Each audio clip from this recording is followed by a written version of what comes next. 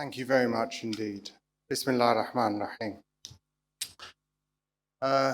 Ladies and gentlemen, esteemed guests and speakers, it's an honor to be here in Pakistan this week and to address this conference.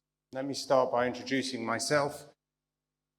I am the CEO of GuarantCo, which is part of a wider group, the Private Infrastructure Development Group, PIDG, or as we refer to ourselves, PIDG. Now, what is PIDG? PIDG is an entity that was set up in 2002 to try by a number of donor governments to try and address market failures in the infrastructure space across sub-Saharan Africa and South and Southeast Asia. Its mission is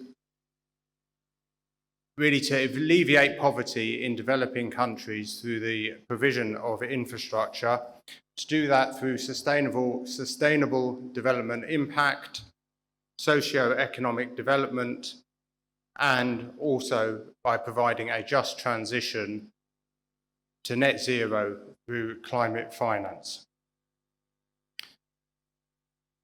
We are present right across the project lifecycle in infrastructure, so from early stage seed equity to development capital, investment capital, on the credit solutions side, long-term debt, and what my company GuarantCo does, which is guarantees through credit enhancement. And we wrap that all up with a technical assistance offering at the upstream level, working with regulators and governments, and also downstream in individual projects, embedded advisors, capacity building, health and safety programs, and many other similar initiatives. Now, what makes us different to the typical DFIs or MDBs? Our mandate is really to try and mobilize private investment into infrastructure. And let me give you an example. If you look back at our 20-year history, the donor governments, the UK, the Dutch, the Swiss, the Swedes, the Australians, also elsewhere in our capital structure, the Canadians and the French, have provided us with capital of about $1.9 billion. We've recycled that 2.5 times, so we've invested in $5 billion of our own money into projects. Now that has helped mobilize 40 billion, that's 8 times of investment into those projects. And of that 40 billion that has gone into projects, 25 billion has been from the private sector. And that is absolutely key, catalyzing the private sector investment and not crowding out private sector investment, which we often see from other players in the market. Now, what have we done in Pakistan? We've been here for about 10 years, maybe a little more. We've done close to 20 investments through our equity arms, through doing wind power, doing solar. We have done 7 projects on the guarantee side in actually Mobilink, which I think is a jazz company. We have been there in mitigation projects, in power transmission projects as well. So we have a history of working in Pakistan. But probably our biggest intervention in the market is the setting up of INFRA's Armin. Now, INFRA's Armin is a local credit enhancement facility in Pakistan. It has equity investment from our sister company, InfraCo Asia, and it has contingent capital from GuarantCo. And I think that has made a huge difference in terms of the local capacity for credit enhancement.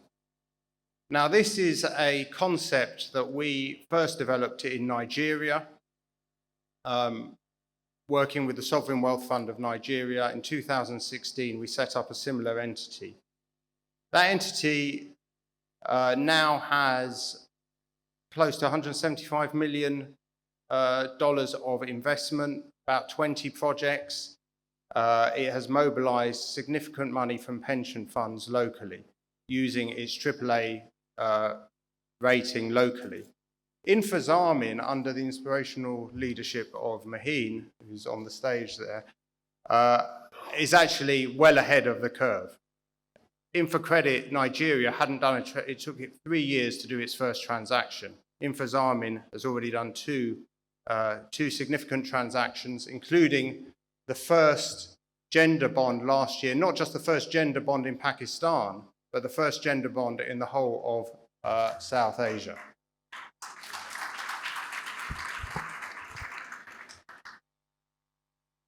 So why are we here? Why do we want to do more? Well, firstly, everyone knows about the infrastructure gap. The infrastructure financing gap in Asia is estimated to be in the vicinity of about $450 billion per year. That's an estimate by the Asian Development Bank. And if you throw in social infrastructure, which we count in our definition of infrastructure, that probably doubles to over 900 billion. Now, Pakistan, being the 5th largest country in the world, will obviously make up a significant portion of that gap.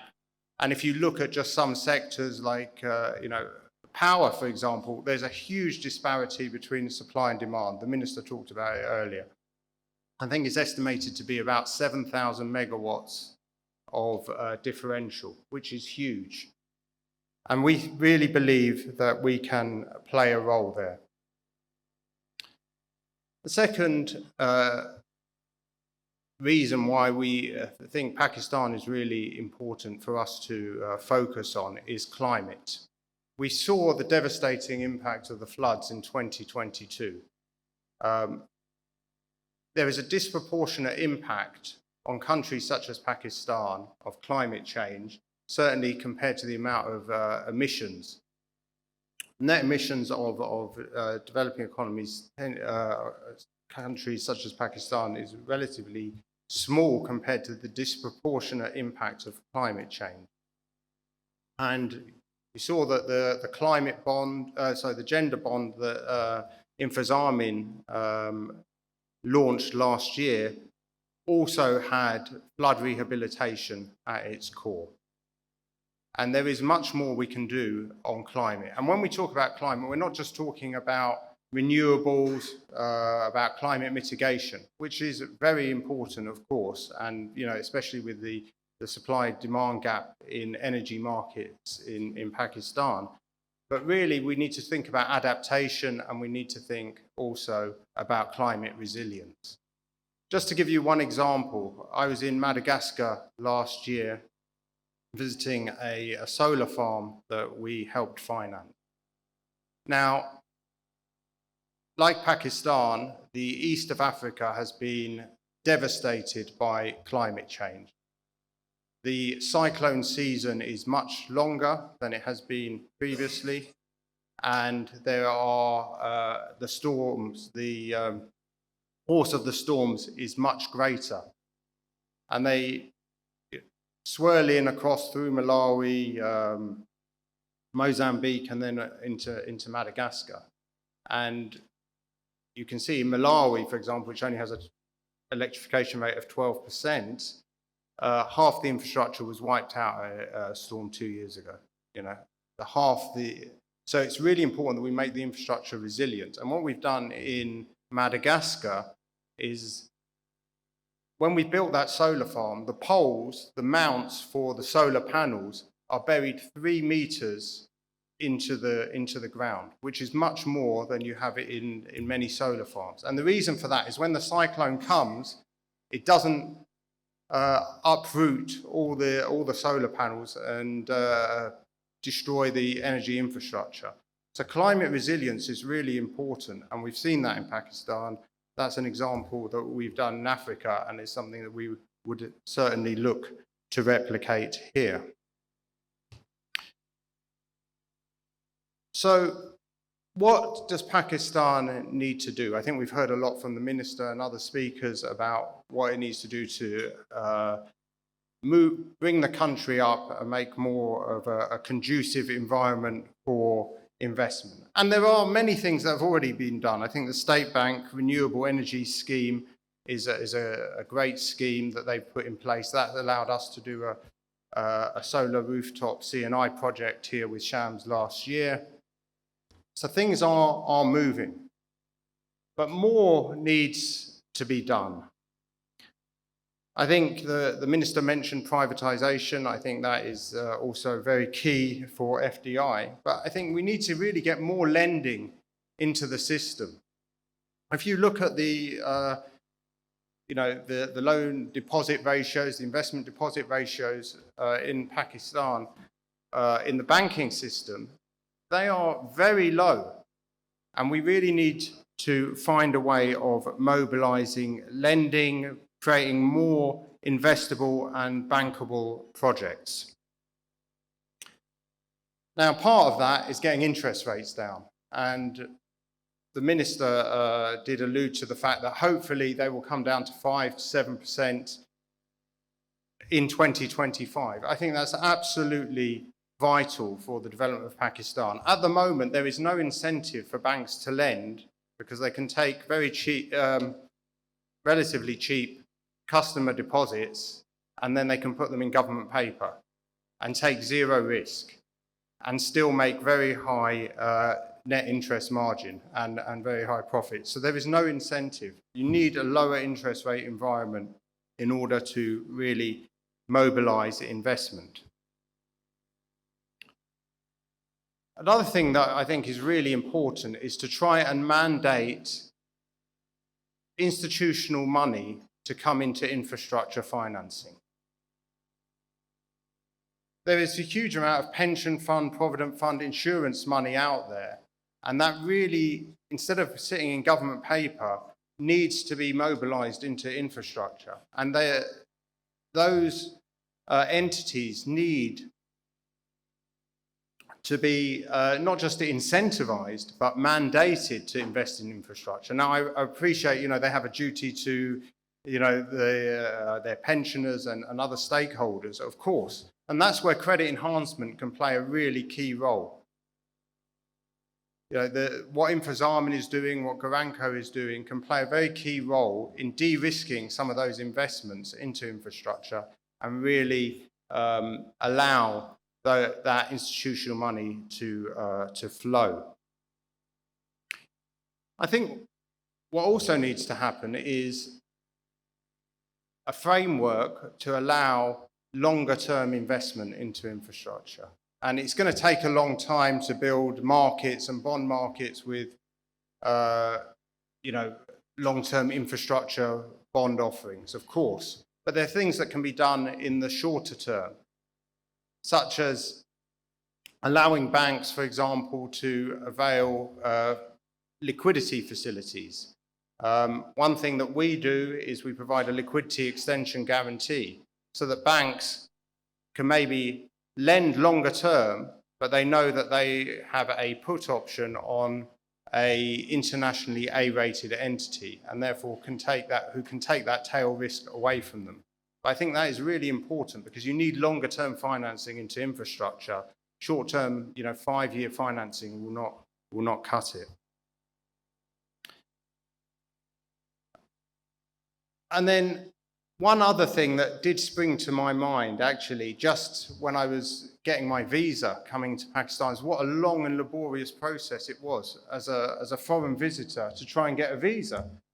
If we're trying to get foreign direct investment into this country, it has to be easier to get people into this country. And